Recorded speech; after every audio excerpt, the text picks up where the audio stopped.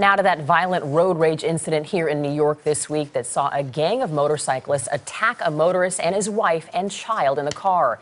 It turns out there was an undercover cop riding with the bikers. Terrell Brown is here with the details. Terrell, it's a stunning development. It really is. Vanita, good morning to you. In the search for witnesses to what actually happened that day, investigators say they found one who actually works for the NYPD and saw the whole thing. The problem is he's not talking. CBS News has confirmed that at least one undercover detective was riding with a group of bikers. Sources say he did not take part in the altercation with Alexi and Leon and his wife, but he did not step in to stop the attack either, reportedly because he did not want to blow his cover.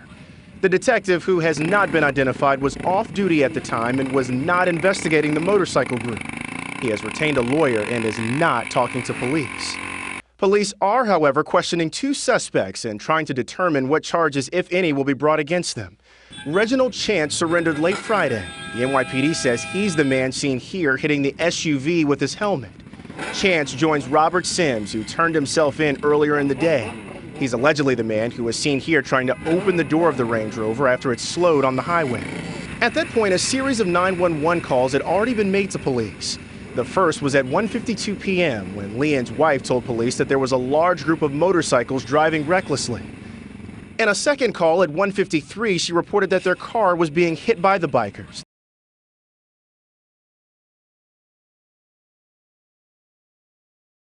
She said she was in the car with her husband and 2-year-old daughter.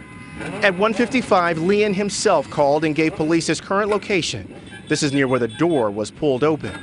At 2 o'clock, the wife told 911 the windows were being smashed and her husband was being assaulted.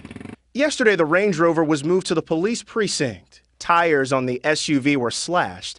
The driver's side window was completely busted out. The passenger and rear windows were smashed. Meanwhile, one of the bikers hit by the SUV continues to recuperate in the hospital. Yesterday, Edwin Mieses Jr. emerged from a coma and opened his eyes.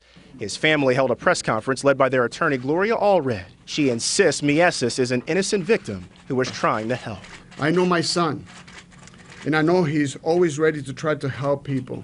Emotions got the best of several people last Sunday. Earlier this morning, the NYPD announced that they are looking for at least one more suspect. Meanwhile, charges for the two men currently in custody are expected to be filed once they determine what specific roles those men had in the altercation. You have to hope that the signs the NYPD have up all over Manhattan, someone comes forward and says, I know something else. Right, or has seen something. I mean, I think they're looking, honestly, for folks that were behind those tapes. Right, if you were out there and you saw something or you had a camera rolling, turn it into police. They're looking for it. And there were dozens of motorcyclists there. I mean, many dozens. Terrell Brown, thanks so much. Yeah.